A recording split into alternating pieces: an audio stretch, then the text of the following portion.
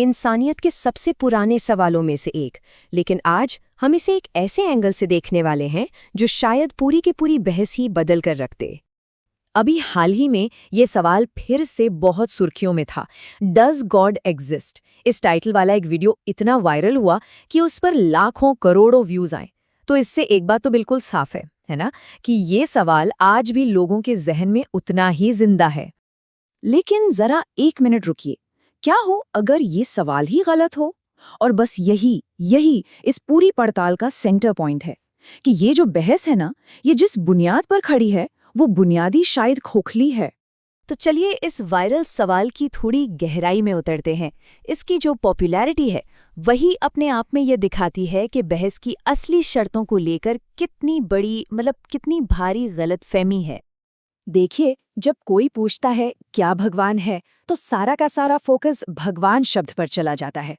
लेकिन एक शब्द है जिस पर किसी का ध्यान ही नहीं जाता, और वो है यानी अस्तित्व।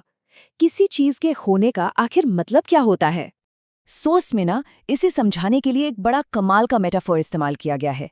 ये बहस हवा में दौड़ लगाने जैसी है। मतलब बहुत मेहनत हो रही है, बहुत शोर हो रहा है, लेकिन पहुंचना कहीं नहीं है। क्यों? अरे क्योंकि पैर रखने के लिए जमीन ही नहीं है। और बस यहीं से पूरी की पूरी बातचीत अपनी पटरी से उतर जाती है। इसे हम एक तरह की ऑन्टोलॉजिकल डिसऑनेस्टी कह सकते हैं, यानी तात्विक बेईमानी।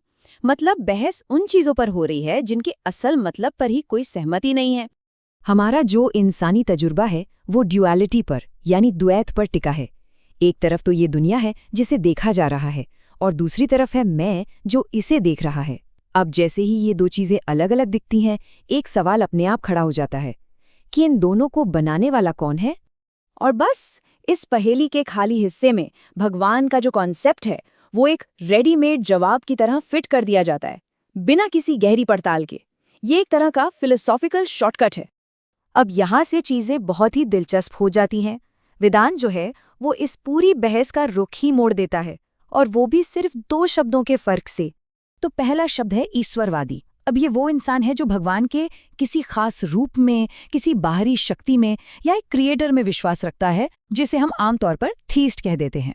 लेकिन दूसरा शब्द है आस्तिक, और वेदांत में इसका मतलब बहुत ही अलग, बहुत गहरा है। आस्तिक वो नहीं जो ईश्वर को माने, बल्कि वो है जिसकी सबसे बड़ी निष्ठा, जिसका सबसे बड़ा समर्पण सत्य के लिए हो। ईश्वर एक धारणा हो सकता है, पर सत्य वो तो बस है।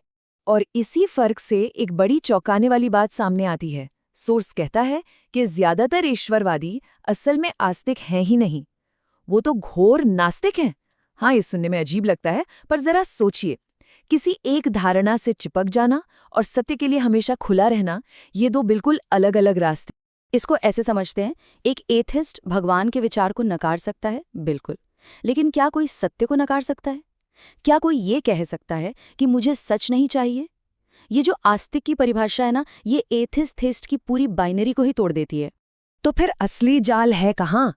असल में ये एक ऐसी छुपी हुई मान्यता है जिस पर ईश्वरवादी और नास्तिक दोनों ही खड़े हैं, और मजे की बात यह है कि दोनों को इसका पता भी नहीं।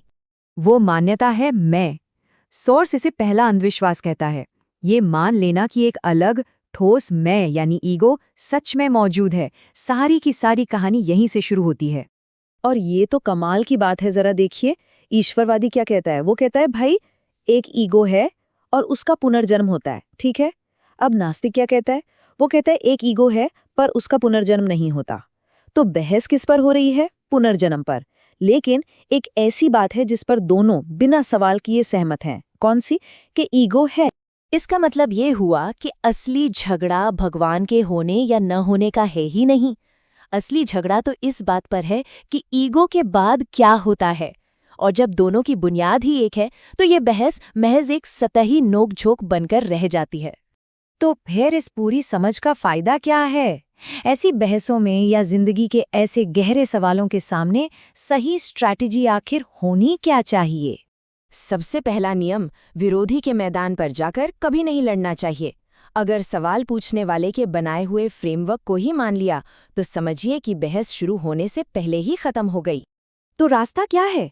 सबसे पहले सवाल की नींव को पकड़िए, फिर उसमें जो छुपी हुई मान्यताएं हैं उन्हें चैलेंज कीजिए। और सबसे ज़रूरी बात, सवाल का जवाब नहीं देना है, सवाल को ही गिरा देना है, उसे डिसॉल्व कर देना है।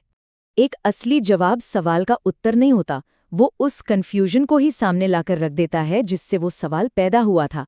मकसद बहस जीतना है ही नहीं, मकसद तो उस उलझन को सुलझाना है जिससे सवाल खुद ब खुद खत्म हो जाए। तो आखिर में ये एक सवाल हमारे लिए बचता है, हमारी अपनी जिंदगी में और कौन से ऐसे बड़े सवाल हैं जिनके जवाब ढूंढने के बजाय हमें शायद खुद उन सवालों को ही डिसॉल्व कर देना चाहिए।